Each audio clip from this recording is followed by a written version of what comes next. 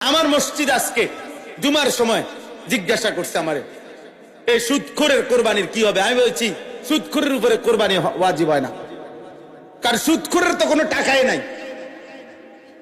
এটা জানেন, সুদখোর তো ফকির, কারণ সুদখোরের সুদের যে টাকা এটা তো হের না, হারাম তো এ মালিক না, এটা তাতে তো ফকির। তারা আমরা সবাই মিল্লা আগে গোস্ত দিয়ে আসা উচিত। ফকির এত ফকির মূলত, নাই তো সে হারাম খাবে কেন? এই জন্য হারাম দ্বারা কোরবানি দিলে সেই কোরবানি আদায় হবে। সবচেয়ে ভয়ঙ্কর কথা হইল যে হারাম দ্বারা কোরবানি যদি দেয় কেউ হারামের টাকা দিয়া, তাইলে শরিকের বাকি শরিকদারদের কারো কোরবানি হবে। পুত বিদেশ পাঠালে নিয়ে হজ ফরজ হয়, কথা বলেন না কেন? হজ ফরজের সাথে ফুতের বিদেশ কি? মেয়ের বিয়ের কি সম্পর্ক? বিল্ডিং এর কি সম্পর্ক? আমা কি ও কোন হুজুর কোন মেয়ে বিয়ে দেয় সারি নাই, কদুর গদ্দু আর করি নাই, এত সকাল হজ কি এর? না, এত সকাল হজ না, হজ করবেন আপনি 200 বছর পরে। আপনি হজ আপনি তো বাঁচবেন 600 বছর পৃথিবীতে, কাজেই আপনার বয়স যে সময় হবে 550, পাফুনে 600, এই সময় হজ করেন। আপনি এত সকাল কীর্তন করবেন? আপনি তো আসছেন নূহ আলাইহিস সালামের হায়াত দিয়া।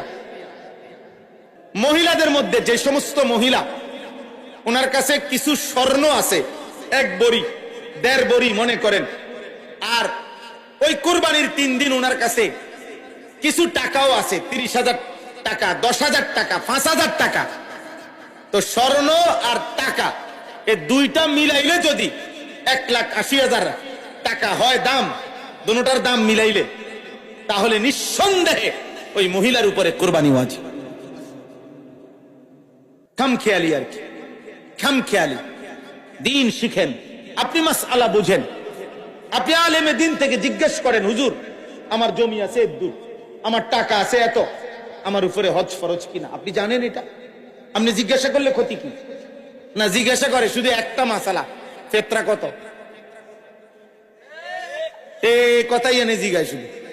কেন? উনি জানে, ওনার ভিতরে এটা খবর আছে, হুজুরের আব্বায়ও যদি কয় 110 টাকার বেশি হইতো না। বুঝেন না হিসাবটা? অসুবিধা কি? এটা মাইক দিয়ে কইলে কি? এটা যদি 3 তালার মাইক দিয়েও বলে টাকা তো 110 না, মানুষ 5 জনের 500 টাকা দিয়ে দেবো, এটা একেবারে মাইকিং করে দিলে কি? এই জন্য ফেতরা জিজ্ঞাসা সবার আগে, কিন্তু যাকাত জিজ্ঞাসা করেন। কি বিষয়টা কি? যাকাত তো ফরজ, কোরবানি ওয়াজিব। এটা ইচ্ছার উপরে না, এটা শরীয়তের মাসআলার উপরে। আমি তো প্রায় বলি, ওই যে অসংখ্য মুসলমান আছে আমাদের সমাজে যাদের উপরে হজ ফরজ, কিন্তু 60 বছরেও যেই মুরব্বীর হাতে 3টা ফুট বিদেশ গেছে, 3 বিল্ডিং করছে, মেয়ে বিয়ে দিছে, কত কিছু করছে উনি, কিন্তু উনার কপালে আল্লাহর ঘরে যাওয়াটা জুটে নাই, কাবার কালো গিলাফ দেখে নাই, মদিনার রওজা নবী সাল্লাল্লাহু আলাইহি সাল্লামের সামনে দাঁড়াইবার মতো মহব্বত কলিজায় জাগে নাই। আপনি কিসের আশেক মিয়া? গায়ের জোরে বললে হবে মিয়া? হ্যাঁ, 60 বছরে 70 বছরে, অথচ স্পষ্ট মাসআলা আপনারা যে কাউকে জিজ্ঞেস করলে পারবেন, যে ব্যক্তির, যেই মুসলমানের বসত বাড়ির অতিরিক্ত, মানে যেখানে মানুষ থাকে এর অতিরিক্ত এতটুকু জমি আছে, যার জমি, ফসলের জমি, যে জমির কিছু অংশ বিক্রি করলে হজের টাকা হবে, বাকি টাকা, বাকি জমিটা দিয়া সে তার সংসার চালাইতে পারবে, সংসারের 1.5 মাসের আসা যাওয়ার খরচটুকু দিয়ে যাইতে পারবে। কিছু জমি বেচলেই, একাংশ জমি আছে 15 শতক মনে করেন, 5 শতক বেচলেই হজের টাকা হয়, এবং বউ বাচ্চা ওই যে হজে থাকবে যে কয়দিন, এই কয়দিনের বাজার সাজারের টাকা হবে, আর বাকি জমি তো আছেই, ওইটা দিয়েও আইলে চলতে পারবে। এ কোরআন হাতে বললাম, আল্লাহর কসম, ওই মুসলমানের উপরে হজ করা ফরজ, ফরজ, ফরজ। এবং এমন মুসলমান যদি হজ না করে মরে যায়, তো আল্লাহর নবী বলছে ওইটা হয়তো ইহুদি মরছে, নয়তো খ্রিস্টান মরেছে, মুসলমান মরে নাই। হ্যাঁ, আমনের বুঝে না ধরলে আমনের কাছের হুজুরে জিগান, আপনি বলেন এই হিসাব করলে মাহবুব ভাই আমাদের সমাজের কি পরিমাণ মুসলমান বয়স্ক লোকদের হজ ফরজ বলেন? এক কোনা জমি বেচলে এরম 10-12 হাজার টাকা হইব, এমন মানুষ নাই? কথা বলেন না কেন? আল্লাহ নবী বললেন ওই লোকের মৃত্যু হবে কিসের মৃত্যু? ইহুদের মৃত্যু, খ্রিস্টানের মৃত্যু, মুসলমানের নয়। যিনি সুপারিশ করবেন তিনি এ কথা বলছেন, তো সুপারিশ করবো কোন আব্বায়? আপনার কোন বাপে সুপারিশ করবে? হ্যাঁ, গপ মারে সাধুহানে বইয়া গেলাম হইলে মনটা তো চায়, কার মনে না চায়? 3টা ফুট এই বয়সে বিদেশ পাঠাইছি, তারা যদি দয়া কইরা পাঠায় বাপেরে বিদেশ, আরে হজে, তাইলে তো যাইলাম হইলে।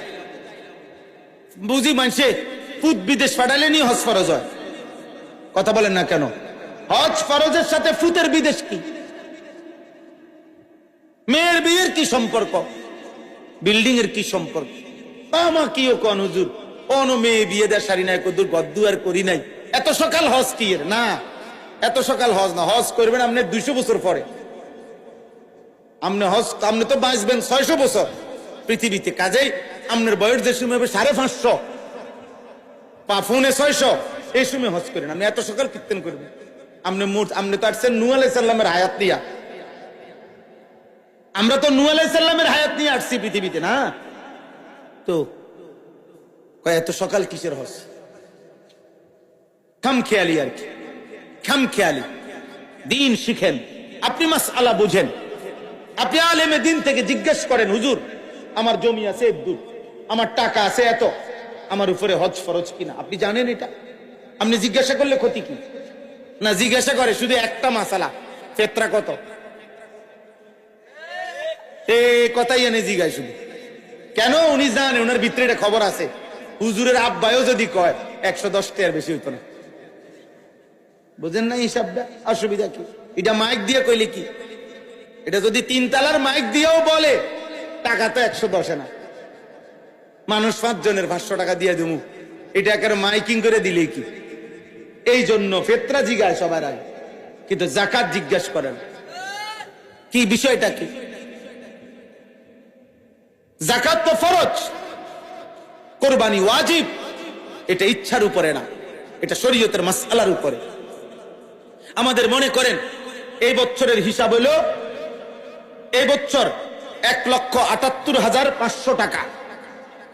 কোরবানির 3 দিন যার কাছে 1,78,500 টাকা অতিরিক্ত যার কাছে আছে, এই পরিমাণ, তার উপরেই কোরবানি ওয়াজিব 3 দিনের মধ্যে।